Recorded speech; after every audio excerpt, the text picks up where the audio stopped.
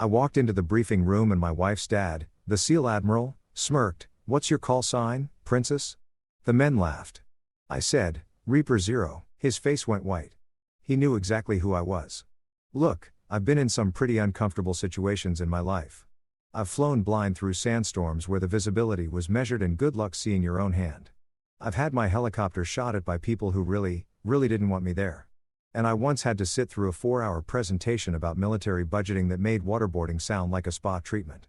But walking into that Navy briefing room in San Diego on a Tuesday morning that smelled like burned coffee and decades-old testosterone, that was a special kind of hell that no amount of combat training could have prepared me for.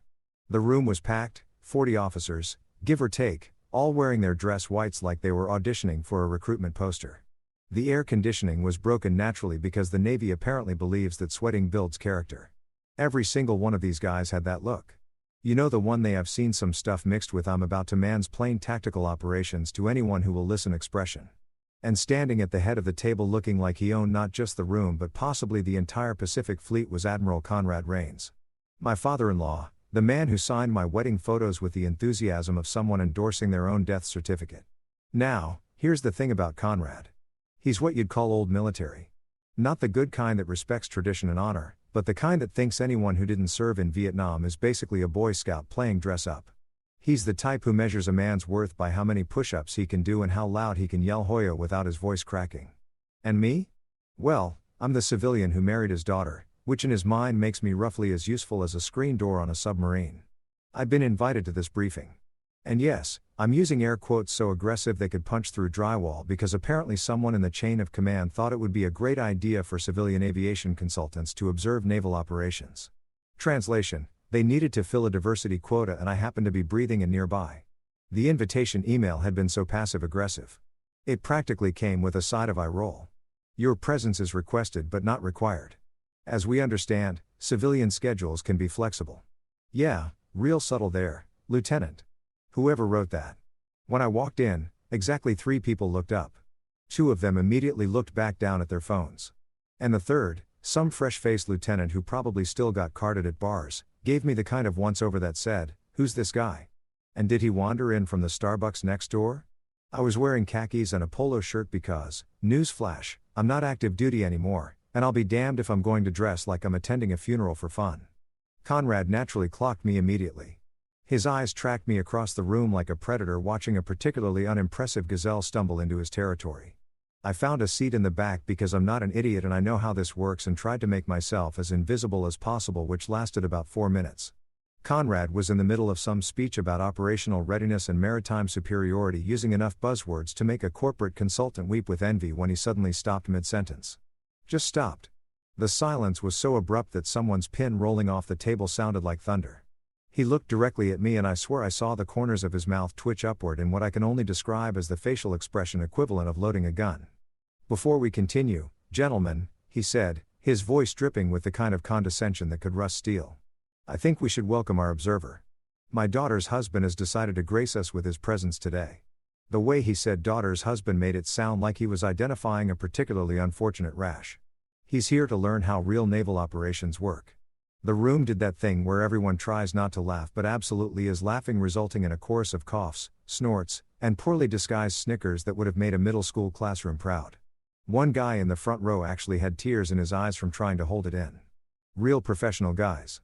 Top-tier military discipline right there. Conrad wasn't done, though. Oh, no. He was just warming up like a stand-up comedian who'd spotted a heckler and decided to absolutely destroy them for the next 10 minutes. He leaned forward, resting his knuckles on the table in a power pose that probably looked intimidating to people who weren't, actually intimidated. "So, tell me," he said, and I could already feel where this train was headed, and also that there were no brakes and possibly no tracks. "What's your call sign, Princess?" Princess, he actually said princess in a room full of naval officers about a grown man, his son-in-law. The laughter that erupted wasn't just loud. It was the kind of full-bodied slap your knee, nearly choking on your own spit laughter that you usually only hear when someone falls spectacularly on their face at a wedding. These guys were eating it up like it was the funniest thing they'd heard since someone accidentally called the Admiral Mom during roll call. Even the serious-looking commander in the corner who'd been frowning at his tablet like it owed him money cracked a smile. I sat there for a moment letting the laughter wash over me like the world's most obnoxious wave pool. I could have gotten angry. I could have walked out. I could have done a lot of things. But here's what you learn when you've actually been in the situations these guys only brief about. Timing is everything. So I smiled just once. A small knowing smile that probably looked friendly enough but carried the emotional weight of a freight train about to derail directly through someone's ego. Then I stood up slowly, making sure every single person in that room was looking at me. The laughter started to die down, not because they were done finding it funny, but because something about the way I moved made their monkey brains go, "Wait, hold up. Is this about to get interesting?" I looked Conrad Reigns dead in his steel gray eyes. The ones that had probably stared down foreign adversaries and congressional committees with equal disdain. And I said two words that I knew would detonate like a tactical nuke in that room. Reaper Zero. The silence that followed wasn't just quiet. It was the kind of absolute suffocating silence that happens when reality walks into a room and slaps everyone across the face simultaneously. You could have heard a pin drop, except nobody was breathing enough to risk dropping anything.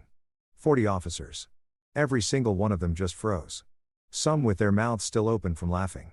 Some with coffee cups halfway to their lips. One guy's pin literally fell from his hand and clattered onto the table. And even that sound seemed too loud. Commander Hill, who I'd noticed earlier because he had enough ribbons on his chest to gift wrap a small car, went completely pale. His eyes went wide and he leaned toward Conrad and whispered loud enough for half the room to hear, because apparently whispering is a lost art. "Sir, the Reaper, the one from Ice Vale." Conrad's face did something I'd never seen before and honestly hope to never see again. It went from smug satisfaction to complete shock to something that looked suspiciously like horror. All in about 2 seconds. The blood literally drained from his face like someone had pulled a plug. His mouth opened, closed, opened again. He looked like a fish that had just realized it was actually on a boat and not in the ocean like it had previously assumed. I stayed standing, keeping my expression neutral and friendly. Because the beautiful thing about dropping a verbal bomb is you don't have to follow it up with anything. The bomb does all the work. The room stayed frozen for what felt like an hour, but was probably closer to 10 seconds. Long enough for every single officer present to mentally rifle through their service knowledge and connect the dots between Reaper Zero and that absolutely insane mission everyone heard about but nobody talks about because it's classified 6 ways to Sunday. One lieutenant in the back, couldn't have been older than 25, made a choking sound like he just swallowed his own tongue. Another officer dropped his folder and the papers scattered across the floor with all the dramatic flair of a movie scene. Nobody moved to pick them up. They were all too busy staring at me like I'd just announced I was secretly an alien or possibly Batman. Conrad finally found his voice, though it came out about an octave higher than his usual authoritative boom. "You're that's?" He cleared his throat, tried again. "That was you." I nodded once, still smiling, that small, pleasant smile that was absolutely murdering him from the inside out. "Yes, sir. That was me. Ice Vale, February 2019. You might remember it. You ordered the mission despite the abort recommendation. Your SEAL team needed extraction. I was the one who brought them home." I paused. Let that sink in for just a heartbeat. All of them. Through a Category 5 Arctic storm in the dark with a helicopter that had no business flying in those conditions. The room remained dead silent.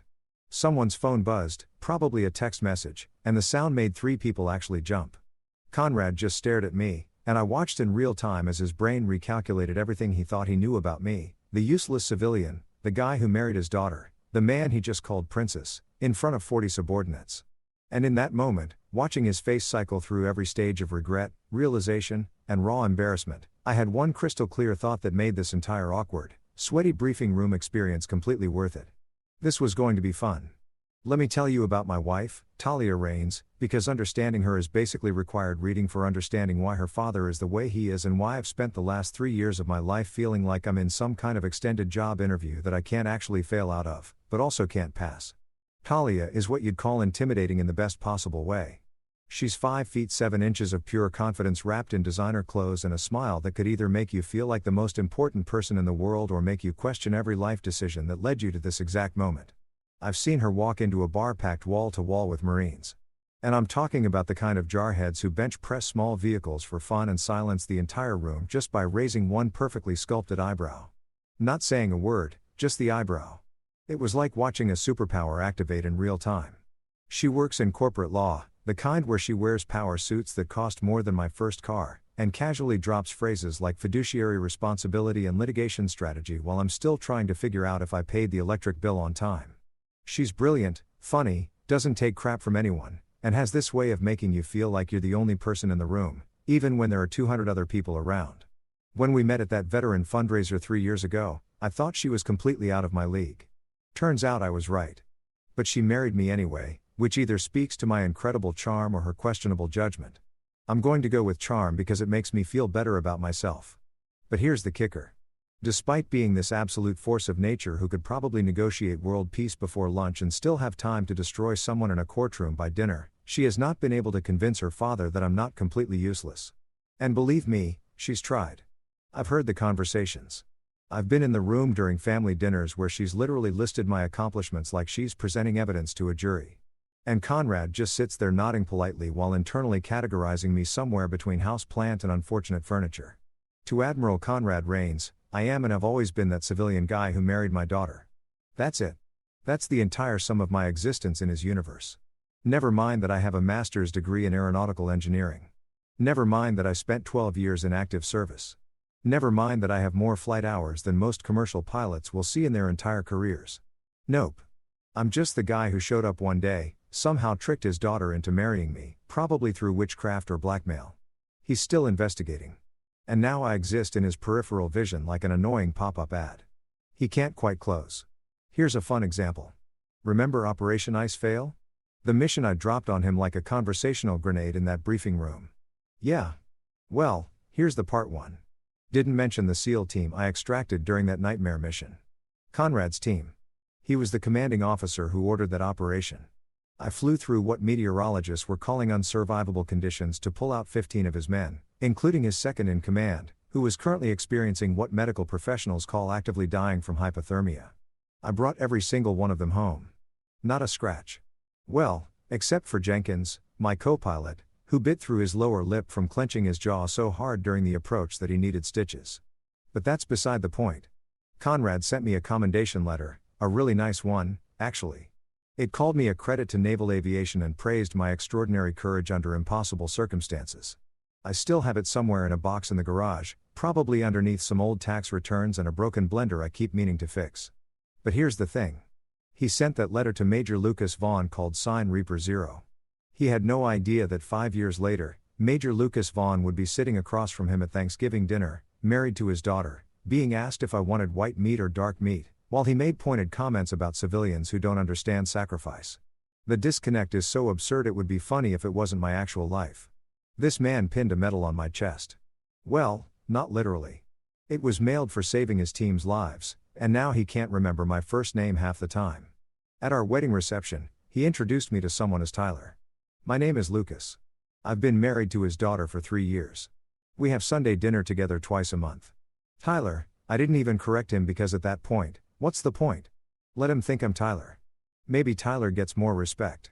At home, Talia tries to smooth things over because she's an eternal optimist who apparently believes that enough time and exposure will eventually warm her father up to me, like I'm some kind of emotional leftovers that just need a few minutes in the microwave. She'll curl up next to me on the couch, usually after another dinner where Conrad spent 45 minutes talking about naval operations while pointedly not asking me about my day, and she'll say something like, "Babe, Dad just has old school humor. He doesn't mean anything by it." And I'll look at her. This woman I love more than anything. And reply, "Yeah, 1800 school humor. Like pre-elect electricity, old school, pre-indoor plumbing, old school." She'll laugh, do that thing where she scrunches her nose that makes my heart do stupid gymnastics. And then she'll kiss my cheek and tell me not to cause a scene, which is rich because I don't cause scenes. Scenes cause themselves around me. I'm just standing there existing and suddenly everything's on fire and I'm holding the matches without knowing how they got in my hand. But here's where it gets really good or really bad. Depending on your perspective and how much you enjoy watching human relationships implode in slow motion. Conrad doesn't just think I'm useless. He actively tells people I'm useless. At a 4th of July barbecue last summer, I overheard him talking to some captain buddy of his by the grill. They were doing that thing men do where they drink beer and pretend they're not gossiping, but they're absolutely gossiping. Conrad was flipping burgers with the confidence of a man who's never had one turn out dry. And he said, and I quote, "Because this is burned into my brain like a brand, my daughter married a nice enough guy, but he's never really done anything, you know, civilian work, consulting, whatever that means. Whatever that means." I was standing about 15 feet away, holding a bowl of potato salad that Talia had asked me to bring outside, just frozen in place like a deer in headlights. The captain, to his credit, looked uncomfortable and mumbled something non-committal before quickly excusing himself to go check on his kids in the pool. Kids who were very clearly fine and needed zero checking on, but I appreciated the exit strategy. I didn't say anything, didn't confront him, just put the potato salad on the table, smiled when Talia asked if everything was okay, and spent the rest of the afternoon mentally composing resignation letters to this family that I would never actually send because I love my wife too much to let her dad's opinion ruin what we have. But man, it stung. Still stinks, if I'm being honest. The worst part is that Conrad isn't even trying to be malicious. That's what kills me. He's not sitting around twirling a mustache and plotting ways to make me feel small. He genuinely believes that civilian life is less than. That anyone who isn't currently serving or didn't serve for 30+ years is basically playing at life while the real adults handle the important stuff. It's not personal except it is personal because I'm married to his daughter and every time he dismisses me, he's also dismissing her choice to be with me. Talia knows this, by the way. She's not naive. She sees what's happening and it bothers her more than she lets on. I've caught her staring at her dad during dinners with this look of frustration mixed with sadness. Like she's watching someone she loves refuse to open a gift she carefully wrapped. But she also loves her father, respects him despite his flaws and doesn't want to be the person who forces an ultimatum. So she stays hopeful, keeps inviting me to family functions, keeps trying to build bridges between two men who are standing on opposite sides of a canyon, shouting into the void. And me, I kept showing up, kept smiling, kept being polite, kept swallowing every dismissive comment, every forgotten name. Every time he talked over me at dinner or changed the subject when I mentioned my work, I kept it all inside, packed it down, because that's what you do when you love someone. You endure their difficult family members. You play the long game. You hope that eventually something will shift. Spoiler alert, something shifted in that briefing room when I said Reaper Zero and watched 40 officers realize that the princess their admiral had just mocked was actually the legend they'd all heard whispered about in ready rooms and officer clubs. When Conrad's face went from smug to shock to something approaching horror as he connected the dots between the decorated pilot he'd commended and the son-in-law he'd spent 3 years treating like an intern who wouldn't shut up about their study abroad semester. Yeah, the scene definitely caused itself. And honestly, I didn't even feel bad about it. 5 years ago, I was Major Lucas Vaughn. And if that name meant anything to you, it meant you either worked in tactical aviation or you'd heard the stories that get passed around at bars when the beer's been flowing and someone inevitably says, "You think that's crazy?" Let me tell you about this one time.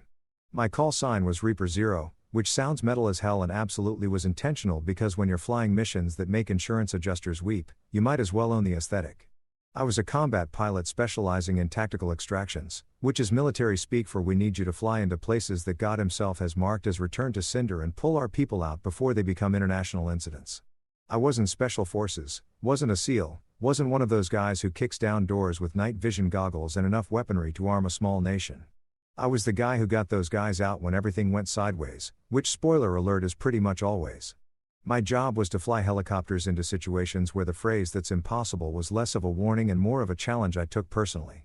Mountains and zero visibility. Sure. Active combat zones where people were actively trying to turn my bird into expensive confetti. Why not? Sandstorms that could strip paint off a tank. Just another Tuesday. The mission that made my call sign legendary, the one that got whispered about in ready rooms and officer clubs like some kind of modern military folklore, was Operation Ice Fail. And let me tell you, that mission earned its name because Operation We're All Going to Die Screaming apparently didn't pass the PR review. It happened in February 2019 in the Arctic Circle, which for those of you who've never had the pleasure, is exactly as miserable as it sounds, but somehow worse. Imagine the coldest you've ever been. Then multiply that by "do humans even live here?" and add a generous helping of the wind is physically angry at your existence. A Navy SEAL team had been inserted for what was supposed to be a quick reconnaissance operation. In and out, no drama. Everyone home for dinner. Except intelligence had massively underestimated the number of hostiles in the area, which is military speak for we screwed up and now people might die because of it. The team got pinned down, ran through most of their ammunition, trying to fight their way to the extraction point, and then Mother Nature decided to join the party by dropping a blizzard on them that meteorologists were calling historic and unsurvivable. In the same breath, I was stationed at a forward operating base about 200 meters away, sitting in the mess hall, eating what the military generously called meatloaf, but what I suspected was actually recycled sadness. When the alert came through, the base commander, Colonel Patricia Riss, who was about 5'2" of pure concentrated authority and could make grown men cry with a single disappointed look, called an emergency briefing. The room filled up fast. Every pilot on base crowding in because when the colonel calls an emergency meeting, you show up and you show up fast. She didn't waste time with pleasantries. Wind speeds are hitting 120 miles per hour. Visibility is 0. Temperature is -40 and dropping. They have maybe 6 hours of shelter left before hypothermia starts taking them out one by one. The room went quiet. Not the good kind of quiet where people are thinking hard about solutions, but the bad kind where everyone's doing mental math and arriving at the same conclusion. This is a suicide mission. Someone in the back, I think it was Captain Morrison, guy who flew supply runs and had never seen combat, actually laughed nervously and said, "You're joking, right? We can't fly in that." Colonel Reigns just stared at him until he physically shrank in his seat. "I'm not asking for volunteers," she said flatly. "I'm asking for pilots who can do the impossible." Her eyes scanned the room and landed on me. "Vaughn, you've flown in worse." Had I flown in worse? Debatable. Had I flown in anything remotely close to this level of meteorological insanity? Also debatable. But here's the thing about being the guy with a reputation. You can't suddenly develop common sense when people are counting on you. It's bad for morale and worse for your ego. So I stood up, stretched like I was about to go for a casual Sunday drive instead of potentially dying in a frozen Hell's Cape and said, "Good news, Colonel. I'm terrible at following advice.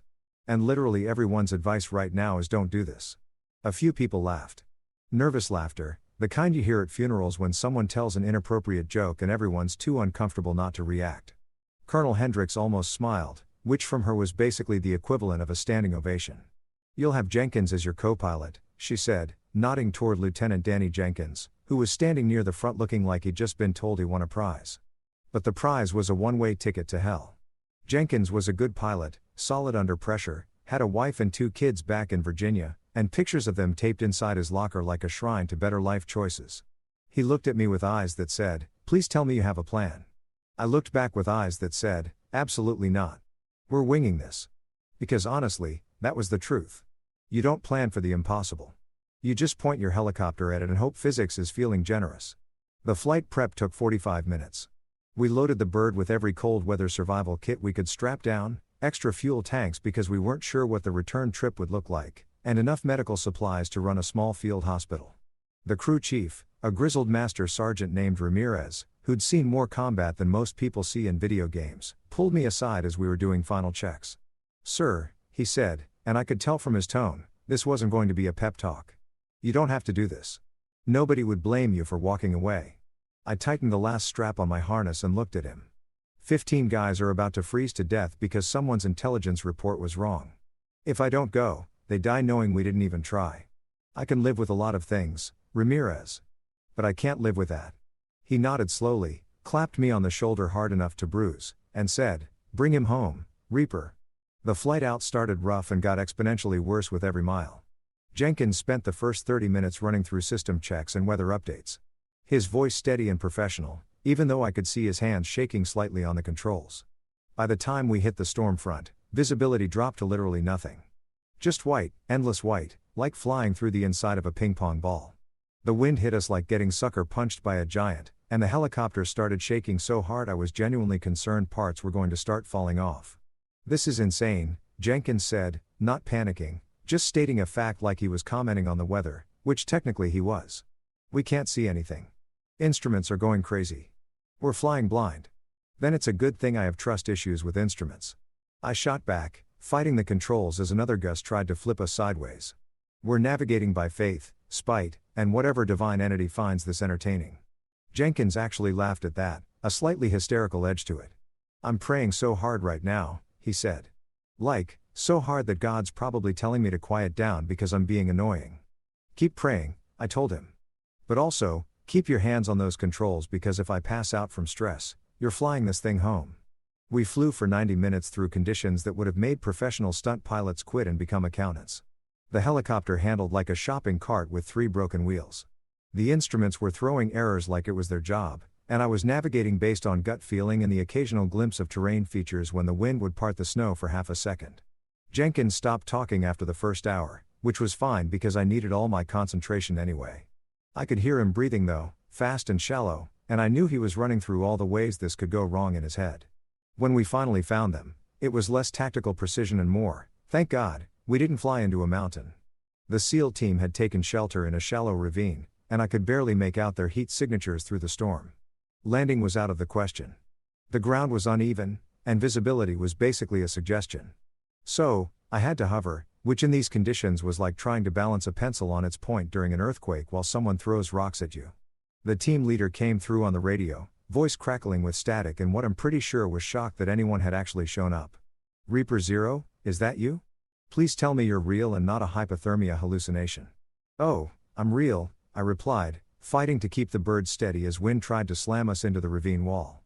"And I'm also questioning my life choices. Get your people on board now. We don't have much time before this storm makes the current situation look pleasant." They loaded fast, professionals, even when half frozen and completely exhausted. 15 men, some carrying injured teammates, all moving with the kind of desperate efficiency that comes from knowing this is their only shot. The team leader was the last one on.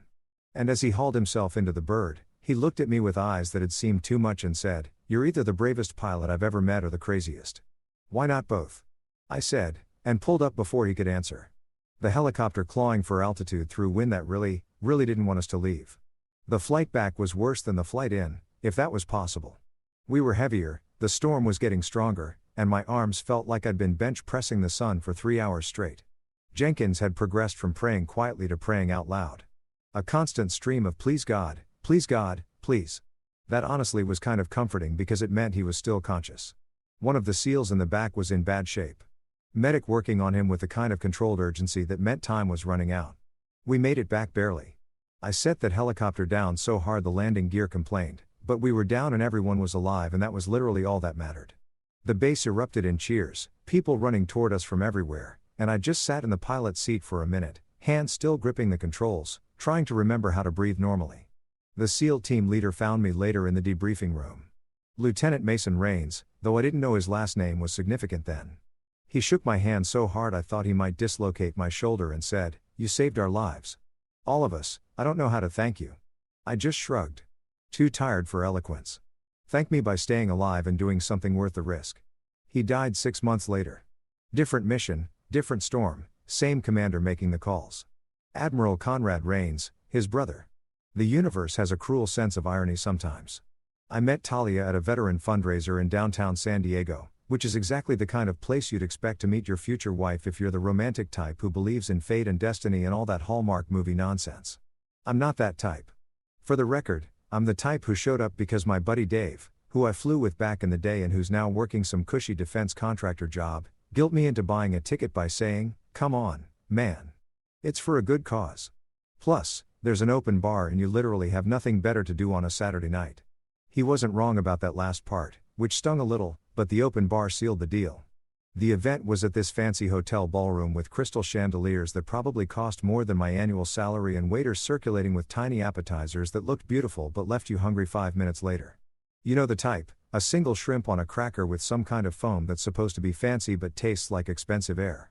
I was standing near the bar nursing a whiskey and trying to look like I belonged in a room full of people wearing suits that fit properly. When she walked up next to me and ordered a martini with the kind of confidence that makes bartenders stand up straighter. She was wearing this dark blue dress that probably had a designer name I couldn't pronounce. Her dark hair pulled back in a way that showed off cheekbones that could cut glass. And when she glanced at me, I swear the room got quieter. Or maybe that was just my brain short-circuiting. Hard to say. "You look like you'd rather be anywhere else," she said, a slight smile playing at the corner of her mouth. I laughed, caught off guard by the directness. "That obvious? You've been standing in the same spot for 20 minutes. You haven't touched the appetizers, even though the crab cakes are actually decent, and you're drinking whiskey at a wine and champagne event," she said, taking her martini from the bartender with a nod of thanks. "So, yeah, pretty obvious." In my defense, I said, the whiskey was a tactical choice. Wine gives me a headache and champagne makes me feel like I'm at a wedding I wasn't invited to. She laughed at that. A genuine laugh that reached her eyes and extended her hand. "Talia Reigns, corporate lawyer, champagne enthusiast, and apparently better at reading people than you are at hiding discomfort." I shook her hand, noting that her grip was firm and confident, the kind of handshake that meant business. Lucas Vaughn, former helicopter pilot, whiskey defender, and guilty as charged on the discomfort thing. I paused, then added, "Reigns? Any relation to Admiral Conrad Reigns?" Her smile dimmed slightly, just a flicker, but I caught it. "He's my father." You know him? Only by reputation, I said, which was technically true. I knew of him. Everyone in naval aviation knew of him, but I'd never met the man personally. Didn't know then that I'd saved his brother's life or that 5 years later he'd be calling me princess in a briefing room. Life's funny that way. We talked for 2 hours. Just talked about everything and nothing. She told me about her work, the cases she was handling, the frustration of dealing with clients who thought they knew better than their own lawyers. I told her about flying, about the missions I could talk about and the ones I couldn't, about what it's like to transition from military life to civilian consulting where the biggest emergency is someone's PowerPoint not loading correctly. She laughed at my jokes, called me out when I was being self-deprecating, and somewhere around the third drink, I realized I was in serious trouble because this woman was absolutely completely out of my league and I was falling for her anyway. So, what does a former combat pilot do at a veteran fundraiser besides hide by the bar? She asked, swirling her second martini. Mostly wonder why he didn't fake a stomach illness, I said. But also, support the cause. Veterans need resources. Transitioning to civilian life is harder than people think. All that important stuff that I genuinely believe in, but that sounds preachy when I say it out loud at a fancy party. She studied me for a moment, head tilted slightly. You're interesting, Lucas Vaughn. Most guys I meet at these things either try too hard to impress me or spend the whole time talking about themselves. You're doing neither. That's because I'm assuming you're already unimpressed and I'm just trying to delay the inevitable moment when you remember you have somewhere else to be. I said, self-deprecating and honest. Dangerous combination. She pulled out her phone, unlocked it, and handed it to me. Put your number in. I want to continue this conversation when we're not surrounded by people in uncomfortable shoes. I took the phone, trying not to look as surprised as I felt, and typed in my number. You sure? I should warn you. I'm terrible at texting back promptly, and my idea of a fancy dinner is anywhere that doesn't have a drive-through window. I'll take my chances, she said, taking her phone back and flashing me a smile that made my heart do something stupid and acrobatic in my chest. 3 months later, we were dating exclusively. 6 months after that, I was pretty sure I was going to marry her. And 9 months into our relationship, she said, I want you to meet my father. With the kind of tone that suggested this was both inevitable and potentially disastrous. Meeting Conrad Reigns for the first time was like a job interview where the interviewer has already decided you're unqualified, but is going through the motions for legal reasons. We met at his house in Coronado, a beautiful place with an ocean view that probably cost more than I'd make in 10 lifetimes. And he answered the door in khakis and a polo shirt that somehow still looked like a uniform. His handshake was a test, one of those grip-crushing displays of dominance that's supposed to intimidate you into submission. I matched his pressure, held eye contact, and didn't flinch. So, you're the pilot? He said, not quite making it sound like a question. Lucas Vaughn, sir, good to meet you, I replied, keeping my tone respectful but not subservient because I learned a long time ago that men like Conrad respect confidence more than deference. Talia tells me you fly helicopters, he said, leading us into a living room that was decorated with naval memorabilia and family photos that all seemed to feature him receiving awards or shaking hands with important people. Yes, sir. 12 years active service, specialized in tactical extractions and combat support. He nodded, but I could see the dismissiveness in his eyes. National Guard. And there it was, the assumption, the casual downgrade. I felt Talia tense next to me, but I kept my expression neutral. No, sir. Active duty. Flew combat missions in 6 different theaters, mostly the kind that don't make the news because they're classified. Interesting, he said in a tone that suggested it was anything but. And now consulting, aviation safety, tactical operations planning, training programs for private sector helicopter services. Ah, civilian work. He said it the way someone might say mall kiosk salesman or professional mime. Well, it's good you're staying employed. The dinner was painful. Conrad dominated the conversation, telling stories about his naval career that all somehow circled back to his accomplishments while making subtle digs about civilian life and how real service meant 30 years in uniform. Talia tried to steer the conversation to neutral topics, but her father had the conversational agility of a freight train on a single track.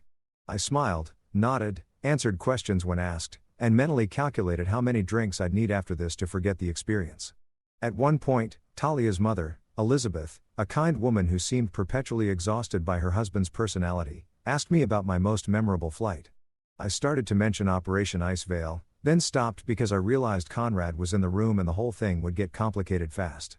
Instead, I told a sanitized version of a supply run gone wrong in Afghanistan. Keeping it light and slightly funny. Conrad listened with half attention, checked his watch twice, and when I finished, said, "Supply runs. Important work. I suppose someone has to do the logistics." Talia's hand found mine under the table, squeezed hard. I squeezed back a silent communication that meant, "I'm fine. Don't murder your father at dinner." When we left that night, Talia was furious in a way I'd never seen before. We sat in my car in her father's driveway, and she just started apologizing, rapid fire, words tumbling over each other.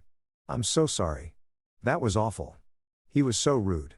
I don't know why he's like this. You didn't deserve that. I should have warned you better." I stopped her by kissing her, which shut her up effectively and also seemed like a better use of our time than rehashing how her father thought I was basically a glorified taxi driver. When I pulled back, I said, "Hey, I've been shot at by people who actually wanted me dead. Your dad just doesn't know what to do with someone who married his daughter and didn't ask his permission first. I can handle it." "You shouldn't have to handle it," she said quietly. "Maybe not, but I'm handling it anyway because you're worth it." She looked at me with those eyes that made me want to promise her the world, then said, "I love you. You know that." "I do now." I replied, I meant it more than I'd meant anything in my life. A year later, we got married. The wedding was beautiful. Talia planned every detail with the precision of a military operation, which I found both hilarious and fitting given her family background. Her mother cried happy tears. Her friends gave touching speeches. And Conrad gave a toast that was technically appropriate, but loaded with enough subtext to sink a battleship. "To my daughter's husband," he said, raising his glass with a smile that didn't reach his eyes. "May his landings be smoother than his career choices." The room laughed. Polite, uncomfortable laughter from people who weren't sure if this was affectionate ribbing or an actual insult. I knew which one it was. So did Talia, who looked like she wanted to throw her bouquet at her father's head. I stood up, raised my own glass, and looked Conrad dead in the eye. "And to my father-in-law, may his next promotion include humility." The laughter that followed was different. Surprised, genuine. A few people actually applauded. Talia kicked me under the table hard enough to leave a bruise I'd find later, but she was also trying not to smile. Conrad's expression flickered between shocked, annoyed, and something that might have been respect if you squinted hard enough. We didn't talk for the rest of the reception, but I'd made my point. I wasn't going to be the quiet son-in-law who took every dismissive comment with a smile. I was going to push back politely, but firmly. Looking back now, that was probably the moment Conrad decided I was either interesting or a problem. Maybe both. Either way, I'd stopped being invisible to him, which was progress. Even if he still didn't know, I was the pilot who'd saved his brother's life. That revelation was coming. Just needed the right moment in a briefing room full of witnesses. The thing about being retired from active duty is that you think you're done with the military, but the military is never quite done with you. It's like that ex who keeps showing up at parties you're trying to enjoy, standing in the corner, making eye contact across the room until you have to acknowledge them.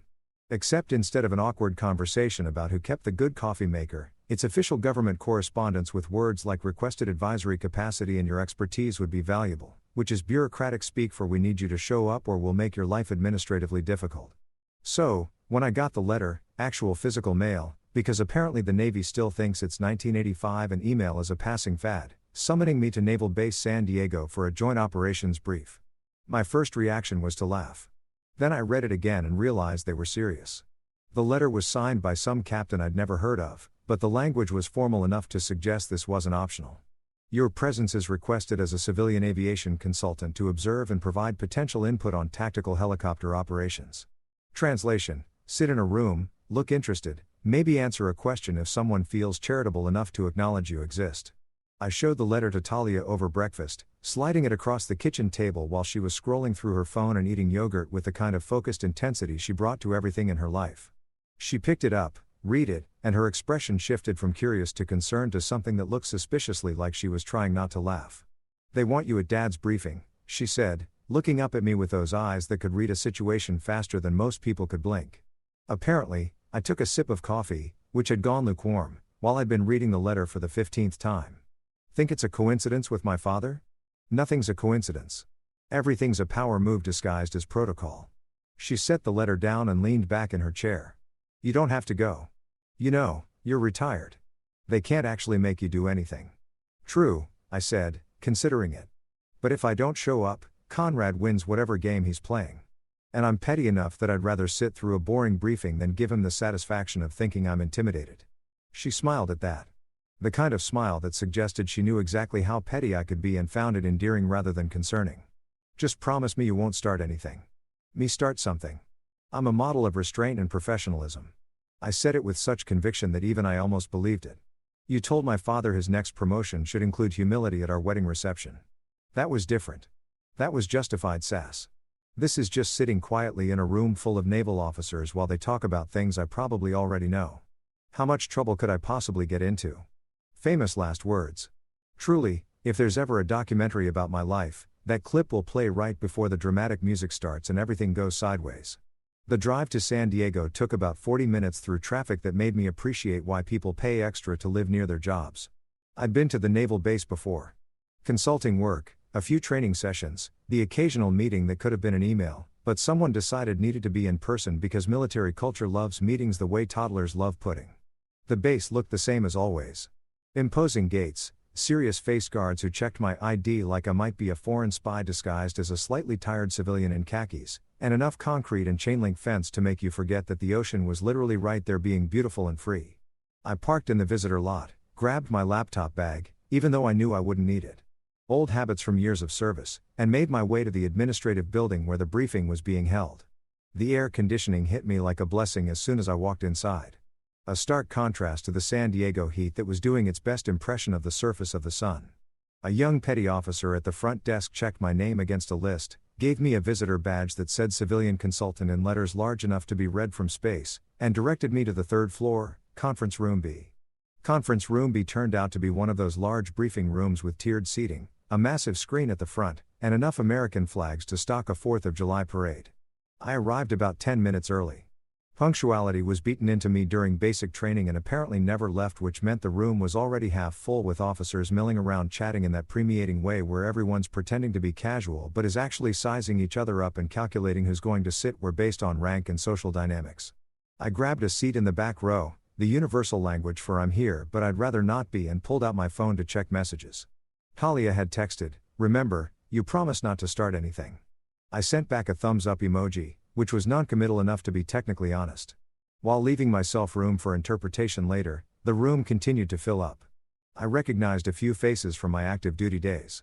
Captain Reynolds, who'd put on some weight, but still had that drill sergeant energy. Commander Martinez, who I'd flown with on a training exercise once, and who'd spent the entire flight talking about his boat. A handful of lieutenants who all looked impossibly young and eager in a way that made me feel ancient despite being only 38. None of them recognized me, which was fine. I'd been out for 3 years, and unless you made an impression, good or bad, people moved on fast in the military. Then Admiral Conrad Reigns walked in and the room did that thing where everyone suddenly became 20% more alert and 40% more uncomfortable. He was wearing his service dress, blues, ribbons and medals arranged with geometric precision. His posture so perfected probably had its own training manual. He scanned the room with those sharp gray eyes that missed nothing. Acknowledged a few senior officers with curt nods. And then his gaze landed on me for a second. Just a second. I saw a surprise flicker across his face. Not huge, just a slight widening of the eyes, a microsecond pause in his usual commanding presence. He hadn't expected me to actually show up. Probably thought I'd ignore the summons like a civilian with no respect for military procedure. The surprise disappeared as fast as it appeared, replaced by his usual expression of controlled authority mixed with mild disapproval. He didn't acknowledge me, didn't nod, didn't even let his gaze linger, just moved on to the podium at the front of the room like I was part of the furniture, which in his worldview, I probably was. The briefing started exactly on time because Conrad Reigns didn't believe in being late or letting anyone else be late either. He launched into an overview of joint operations readiness, using enough military jargon to make a civilian translator weep. Charts appeared on the screen showing deployment statistics, helicopter availability rates, mission success percentages. It was all very professional, very thorough, and very boring. The kind of briefing where you could feel your soul trying to escape through your ears. I half listened, mostly focused on not falling asleep and embarrassing myself. Around me, officers took notes with the kind of earnest attention that suggested they either genuinely cared or were really good at faking it. Commander Martinez was definitely faking it. I could see him doodling what looked like a boat in the margins of his notepad. About 30 minutes in, Conrad moved on to a section about tactical helicopter operations in hostile environments. This was actually my area of expertise, the stuff I'd done for 12 years before hanging up my flight suit. He was talking about risk assessment, abort protocols, weather considerations, all the things that separate successful missions from smoking craters, and awkward phone calls to families. The key to successful extractions, Conrad said. His voice carrying that authoritative boom that made you want to stand up straighter even when sitting down, is knowing when to proceed and when to abort. A pilot who can't make that call has no business flying tactical missions. I felt my jaw tighten slightly because I knew and he didn't know that I knew that he'd overruled an abort call on Ice Vale. His own brother had been on that mission and Conrad had decided that proceeding was more important than safety. Mason Reigns had survived, but the mission had cost them. And 6 months later, Mason died on another operation under similar circumstances. An officer in the front row, young lieutenant, couldn't have been more than 25, raised his hand tentatively. "Sir, what about situations where command overrules a pilot's abort recommendation? How do we balance operational necessity with safety?" The room got quieter. It was a good question, the kind that made everyone uncomfortable because it implied that maybe the chain of command wasn't always right. Conrad's expression didn't change, but I saw his shoulders tense slightly. "A commander makes decisions based on the bigger picture," he said carefully. "Sometimes that means accepting calculated risks. A pilot's perspective is limited to their immediate situation. Command has to consider strategic objectives." It was a politician's answer. Technically correct, but fundamentally avoiding the actual question. The lieutenant nodded and sat back, apparently satisfied or at least smart enough not to push further. I almost said something. Almost. The words were right there, loaded and ready. What about when those calculated risks get people killed? But I didn't because I promised Talia I wouldn't start anything and also because the timing wasn't right. If I was going to call out Conrad Reigns, it needed to be when it would have maximum impact. The briefing continued. More charts, more statistics, more discussion about readiness levels and deployment rotations. Officers asked questions that were either genuinely curious or designed to make themselves look engaged for the Admiral's benefit. Conrad answered each one with practiced efficiency, the kind that came from decades of briefings, just like this one. And then about 45 minutes in, he did something I wasn't expecting. He paused, looked around the room with that expression that suggested he was about to say something he found amusing, and his eyes landed on me again. "Before we move forward," he said, and I felt a cold sense of dread settle in my stomach because I just knew that whatever was coming next was going to be aimed directly at me. "I think we should properly introduce our civilian observer." He gestured toward me with the kind of casual dismissiveness that was an art form. "Gentlemen, this is Mr. Vaughn, my daughter's husband. He's here to observe and learn how actual naval operations are conducted." The room turned to look at me. 40 faces, most of them neutral, a few curious, one or two with barely concealed smirks because Conrad had just very publicly labeled me as the amateur in the room. The son-in-law who needed to be educated. The civilian who didn't understand real military work. I could have let it go. Could have just nodded politely and let the briefing continue the bigger person. But where's the fun in that? I stood up slowly, making sure I had everyone's attention before I spoke. The room was silent, waiting to see how the civilian would respond to being called out by an admiral. "Thank you for the introduction, sir," I said, keeping my voice respectful but not subservient. "Though I should clarify, I'm not here to learn. I'm here because someone in your command thought my expertise in tactical helicopter operations might be valuable for this discussion." I paused, let that sink in, but I appreciate the warm welcome. A few officers shifted uncomfortably. Conrad's expression hardened slightly, his eyes narrowing just a fraction. I could see him recalculating, trying to figure out if I just challenged him or if I was being genuine. Before he could respond, I sat back down. Mission accomplished. The tension in the room was palpable. Commander Martinez had stopped doodling his boat. Captain Reynolds was staring at me with an expression somewhere between impressed and horrified.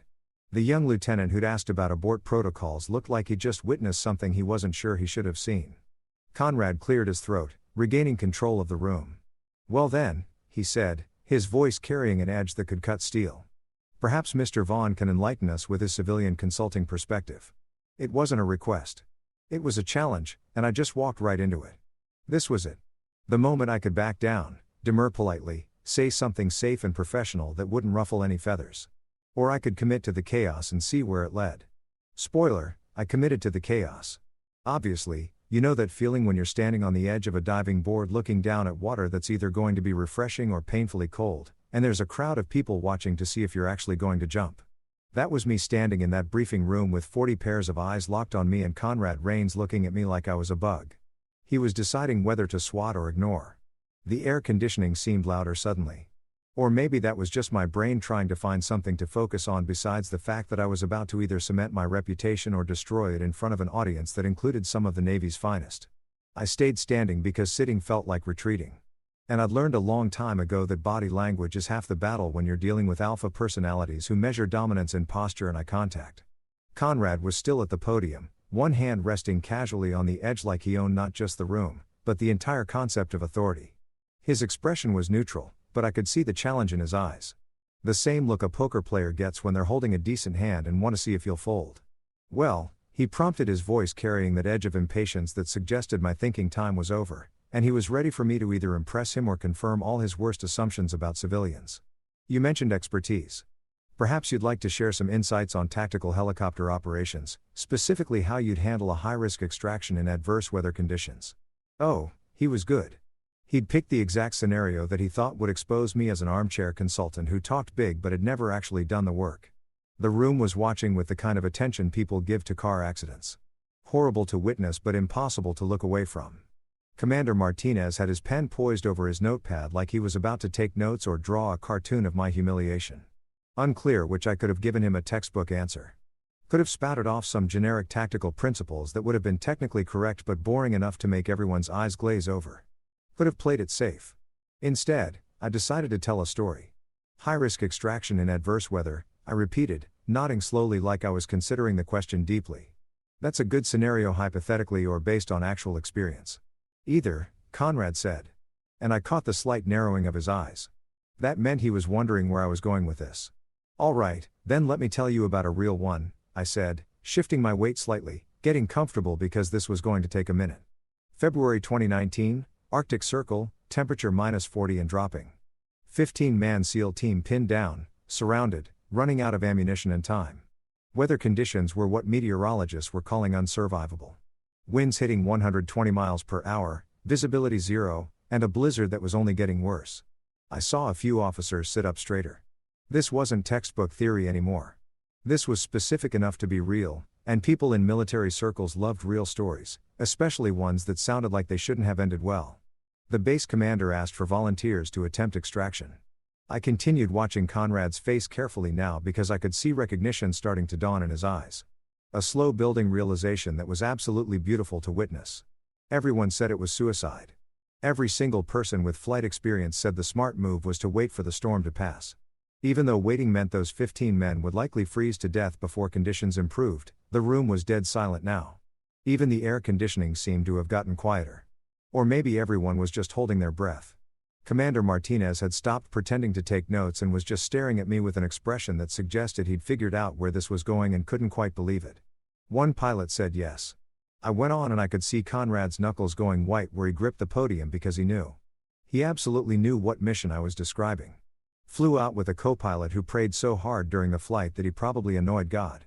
Navigated through conditions that made instruments useless, where visibility was measured and good luck seeing your own hand in front of your face, and where every gust of wind tried to flip the helicopter like a pancake. I paused, let the silence stretch for a beat, 2 beats. Let them imagine it. Let them feel the weight of what I was describing. Found the team in a shallow ravine, loaded all 15 men in conditions that made landing impossible. So, the pilot had to hover, which in a Category 5 Arctic storm is like trying to balance a pencil on its point during an earthquake while someone throws rocks at you. I smiled slightly, remembering Janine's face when we finally touched down back at base. The way his hands had been shaking so hard he couldn't unfasten his harness. Brought them all home. Not one casualty. The mission got classified. The pilot got accommodation. And the story became one of those legends that people whisper about, but nobody can quite confirm. The room erupted in whispers. Officers leaning toward each other, talking in hushed, urgent tones. I heard fragments. Ice veil. That was real. I thought that was exaggerated. No way that actually happened like that. Captain Reynolds was staring at me with his mouth slightly open like I just performed a magic trick he couldn't figure out. Conrad's face had gone through several colors. Red, white, now settling on a pale gray that suggested his blood pressure was doing interesting things. His jaw was clenched so tight I thought he might crack a tooth. That's a nice story, he said, and his voice had lost some of its authority, replaced by something that sounded suspiciously like barely contained panic. But it doesn't answer my question about how you'd personally handle. I just did, I interrupted. And you could have heard a pin drop in that room. Interrupting an admiral was career suicide if you were active duty. But I was a civilian and technically couldn't be court-martialed for being rude. That was me. I was the pilot on Operation Iceveil. The one who flew through the unsurvivable conditions. The one who brought your SEAL team home when everyone else said it couldn't be done. The whispers stopped. Just stopped like someone had hit a mute button on the entire room. 40 officers frozen in place, processing what I just said. Commander Martinez dropped his pen and it clattered onto the table. The sound impossibly loud in the silence. Conrad opened his mouth, closed it, opened it again. He looked like he was trying to speak, but his brain had forgotten how language worked. A commander in the third row, Hill, I think his name was, Distinguished Service Cross on his uniform, gray hair that suggested he'd been around long enough to know the legends. Spoke up in a voice that was equal parts awe and disbelief. "Sir, you're saying you're the Reaper? The pilot from Iceveil?" I turned to look at him, nodded once. "That's what they called me." "Still do?" "Technically, though, I don't use it much in civilian life because it tends to make people ask questions I can't always answer." But that's Hill trailed off looking between me and Conrad like he was watching a tennis match played with hand grenades. "That's impossible. The Reaper is a legend. Half the people in this room think that mission is exaggerated or didn't happen the way the stories say it did." "It happened exactly the way the stories say," I replied, keeping my voice level and factual. "Probably worse.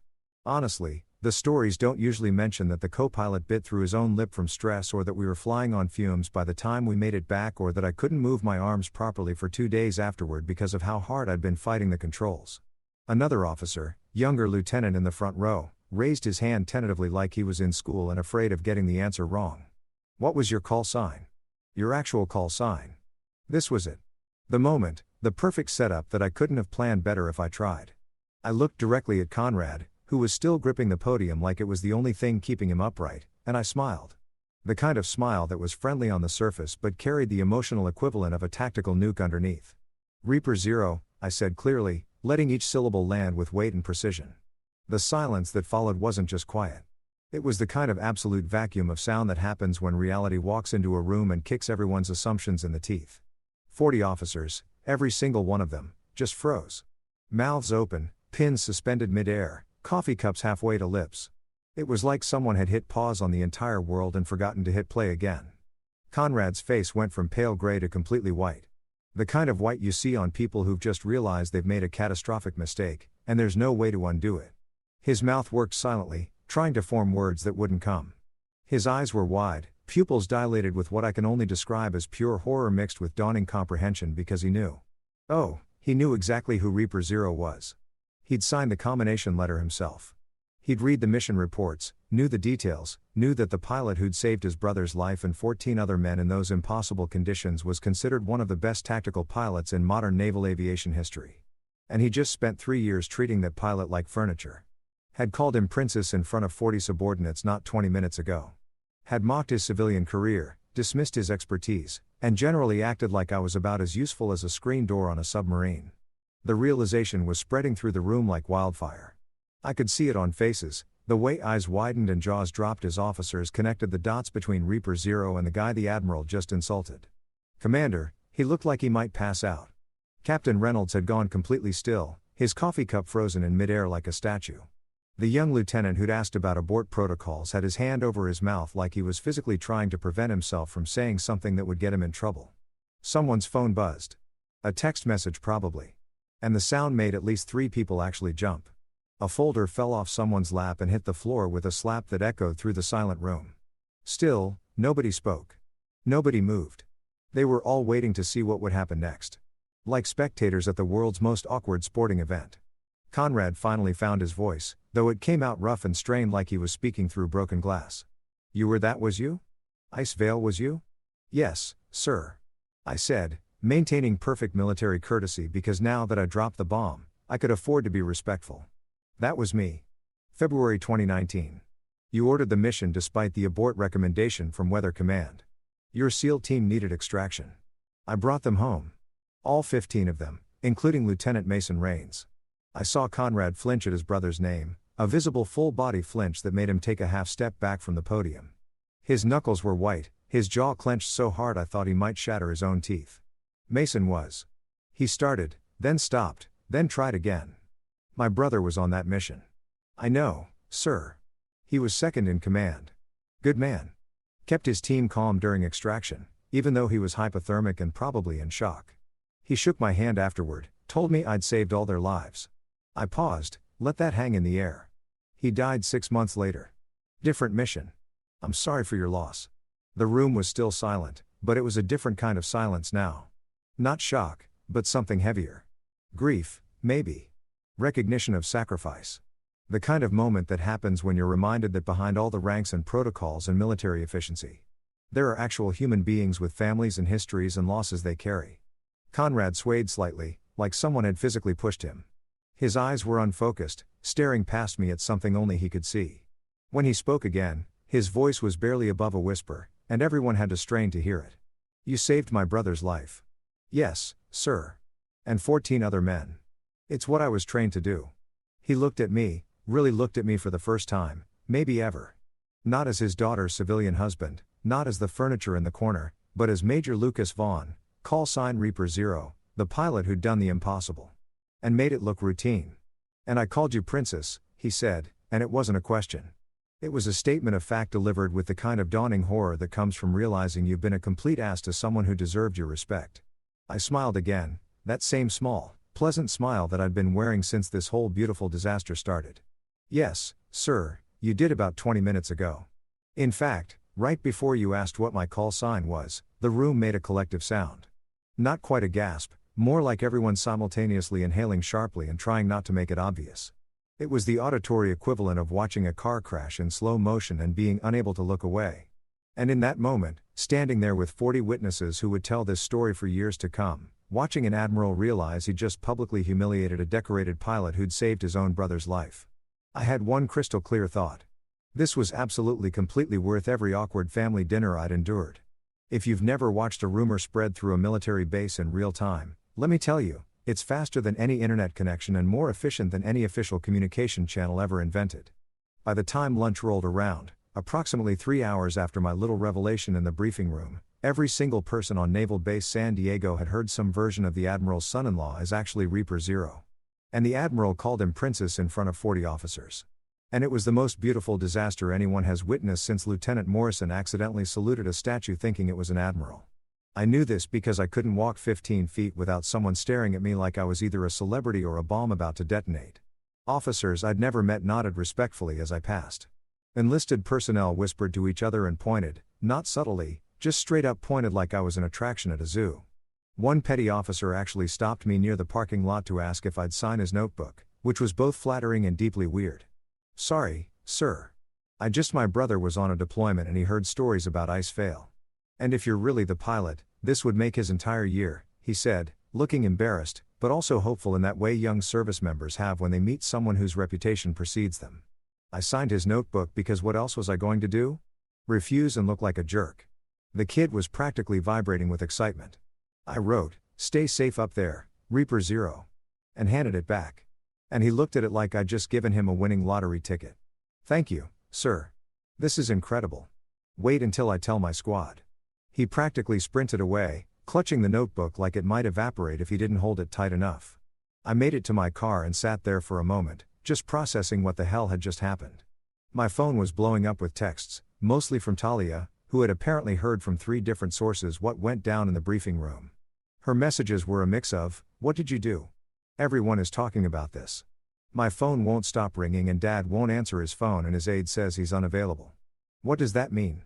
I called her because texting felt insufficient for this level of chaos. She answered on the first ring. "Lucas Vaughn. What the actual hell happened?" I may have introduced myself properly, I said, trying for casual and landing somewhere around guilty but not sorry properly. Her voice went up an octave. "I've gotten calls from 4 different people. 4, telling me that you announced you were Reaper Zero in the middle of Dad's briefing and that he looked like he was going to pass out. That's a fairly accurate summary." Yes, there was a pause. A long pause. The kind of pause that happens when someone is trying to decide if they're angry or impressed or some combination of both that doesn't have a name yet. "Did he really call you Princess?" "Oh, yeah." In front of 40 officers asked me what my call sign was. Very condescending tone, clearly expecting me to either not have one or to say something civilian and boring. So I told him. Another pause.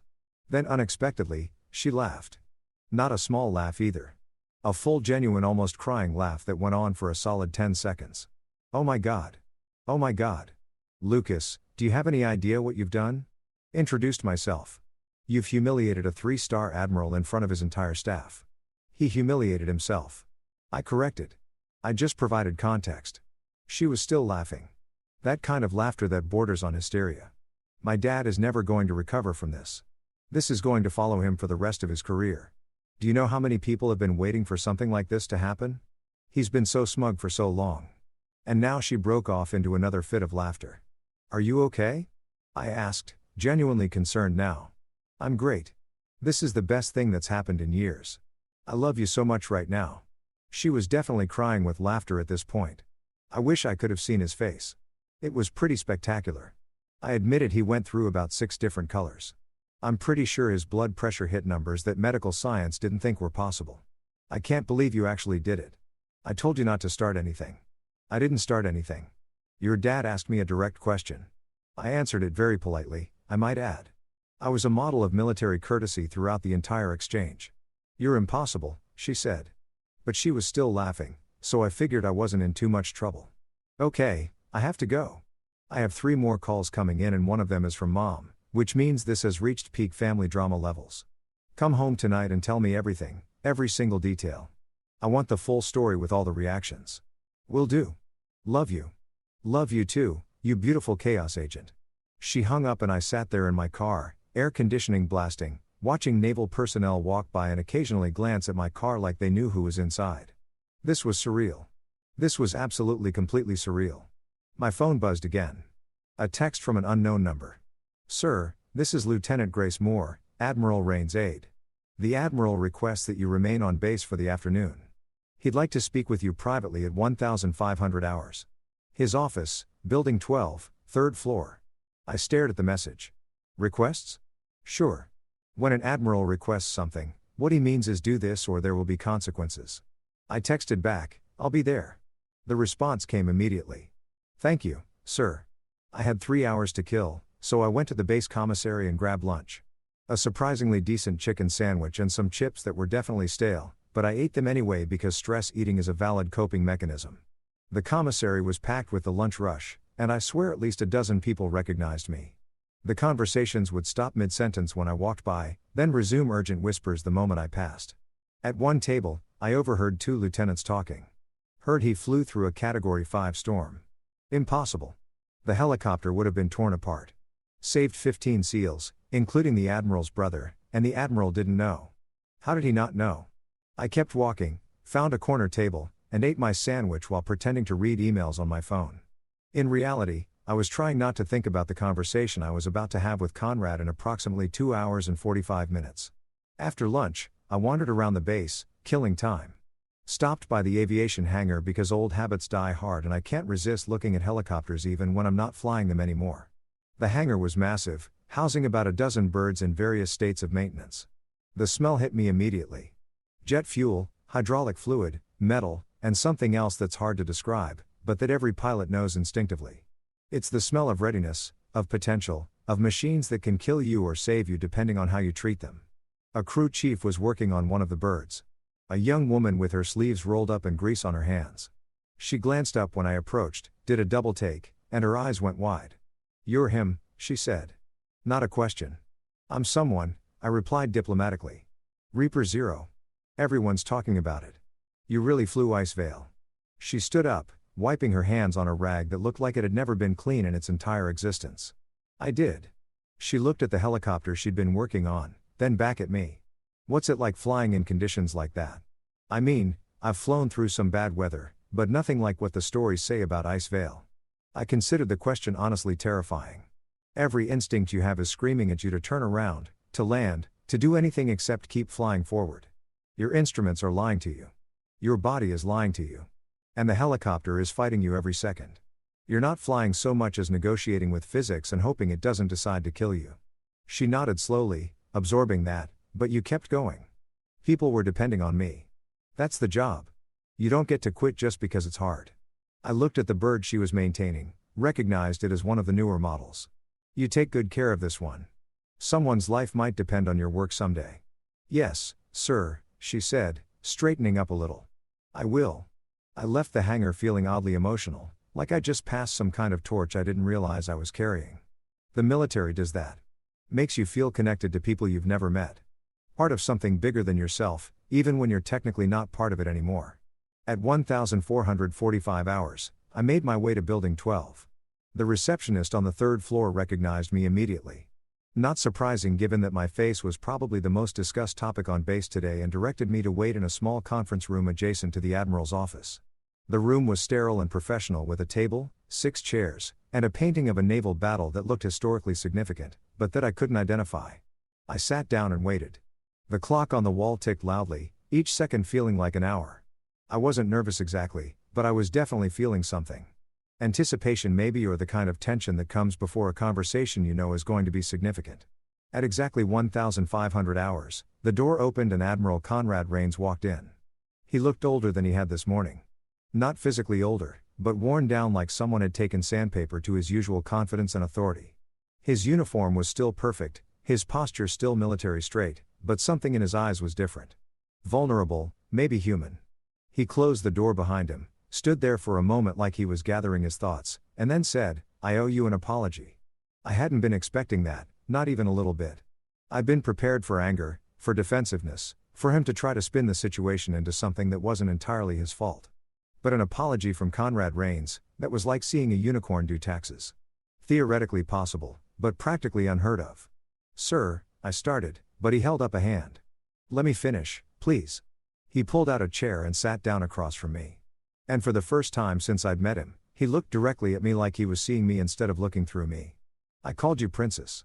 I dismissed your expertise. I've spent 3 years treating you like you were an inconvenience rather than a person, let alone the person who saved my brother's life. And I did all of that because I was too arrogant and too stubborn to see past my own biases about civilian life and what it means to serve. I didn't know what to say, so I said nothing. Just listened. Mason talked about you." Conrad continued, his voice getting quieter. "After Ice Vale, he said the pilot who extracted them was the bravest person he'd ever met. Said anyone who could fly through those conditions and bring everyone home was someone special. He never told me your name. Classified mission. Couldn't share details, but he said if he ever met you again, he'd buy you every drink in whatever bar you were in." My throat tightened. I'd known Mason Reigns for exactly 4 hours, the flight back from Ice Vale, and the brief time afterward, but in that time, he'd been professional, grateful, and kind. Learning that he'd talked about me, that he'd thought of me after hit harder than I expected. "He was a good man," I said quietly. "He was, and I got him killed 6 months later by making the same mistake I made with Ice Vale, ordering a mission to proceed when it should have been aborted." Conrad's eyes were shining now. Not quite tears, but close. "I've been carrying that guilt for 5 years. And then you walked into my daughter's life. And instead of seeing you, I saw a reminder of everything I've done wrong. So I pushed you away, dismissed you, made you into something small so I wouldn't have to confront how big my failures were." The clock ticked. Somewhere outside, someone was shouting drill commands. "I don't know if you can forgive me," Conrad said. "I don't know if I deserve it, but I want you to know that I see you now. Major Lucas Vaughn, Reaper Zero, the man who saved my brother and 14 other men, and the man my daughter chose to marry, which means she saw something in you that I was too blind to see." I took a breath, let it out slowly. "Sir, I'm not going to pretend the last 3 years haven't been frustrating. They have been. But I also understand that grief makes people do things that don't make sense. You lost your brother. That's not something you just get over." "No," he agreed. "But it's also not an excuse to treat people badly." "No, it's not," I said, because honesty seemed important here. "But it's a reason, and reasons matter," he nodded. "Seemed to consider that. Can we start over? Not forget the past, but maybe build something better going forward." I thought about it. Thought about Talia, about family dinners, about the possibility of not feeling like an outsider every time I walked into a room with Conrad Reigns in it. "Yeah," I said, "finally, we can do that." He extended his hand across the table. I took it. His grip was firm, respectful, nothing like the dominance-testing handshake from our first meeting. "Thank you," he said. "You're welcome, sir." We sat there for another minute, neither of us quite ready to leave, both of us processing what had just happened. Finally, Conrad stood up, straightened his uniform in that automatic way military people do, and gave me a small smile. For what it's worth, Princess might be the worst call sign guess in naval history. I laughed, surprised. Yeah, it really was. Reaper Zero, though, that's one hell of a name. Earned it the hard way. The best ones always are. He left and I sat there alone in the conference room feeling like something significant had shifted. Not fixed. You don't fix 3 years of tension in one conversation but shifted. Like maybe possibly there was a path forward that didn't involve constant low-level warfare at family dinners. My phone buzzed. Talia. Well, did he kill you? Are you alive? Should I start planning a funeral? I texted back. Still alive? Actually had a good conversation. Tell you about it tonight. Her response was immediate. A good conversation with my father. Are you sure you're talking to the right person? Pretty sure he apologized and everything. I don't believe you. This is a prank. You're pranking me, not a prank. Real life. Apparently, I broke something loose. You broke my father loose. I don't know whether to be impressed or terrified. Go with impressed. I'm going with impressed. I drove home feeling lighter than I had in years. The San Diego sun setting behind me in shades of orange and pink that looked almost unreal. The base gates receded in my rear view mirror and with them some weight I hadn't realized I'd been carrying. Turned out sometimes the best thing you can do is tell the truth and let the chips fall where they may. Even if those chips are an admiral's ego that night, curiosity got the better of me. I couldn't shake the feeling that there was more to Ice Vale than what I remembered, more to Mason's death than bad luck and timing. So, I did something probably illegal. I accessed the classified mission archives using credentials that technically hadn't expired yet, even though I definitely shouldn't have been using them anymore. The file room was digital now, thankfully, because breaking into an actual physical archive would have required skills I didn't have and a willingness to commit felonies I wasn't quite ready for. I logged in, pulled up Operation Ice Vale, and started reading through reports I'd never seen before. Command logs, weather data, communication transcripts, and there it was, buried in a communication log timestamp 20 minutes before we launched.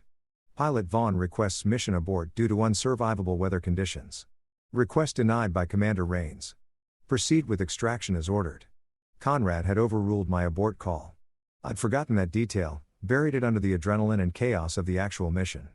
But there it was in official records, proof that I tried to stop the mission and he'd forced it forward anyway. 3 weeks later, we both got summoned to a review board.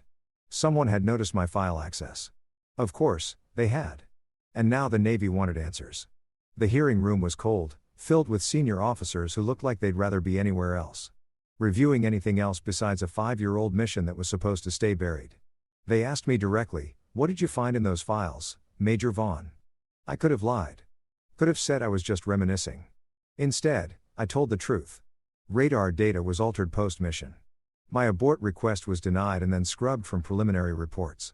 2 men died on subsequent missions using the same flawed decision-making process. One by storm, one by ego. The room went silent. Then Conrad stood up, looking 10 years older than he had 3 weeks ago. "He's right," Conrad said, voice steady despite everything. I overruled that abort call. My brother Mason survived Ice Vale, but I got him killed 6 months later making the same mistake. I thought leadership meant never backing down. I was wrong. I looked at him, then at the board. Don't strip his rank.